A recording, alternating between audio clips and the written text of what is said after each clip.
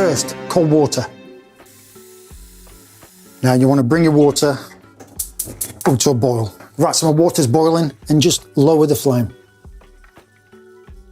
Right now, you're going to lower the eggs in the water, and what I just use a ladle, and then I just gently just drop it in there, and then gently just put your egg in.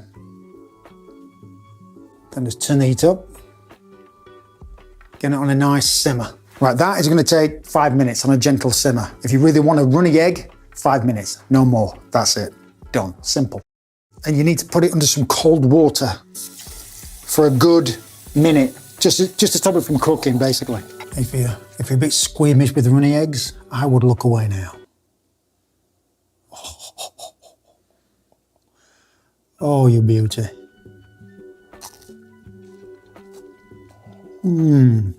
Look at that. Look at that.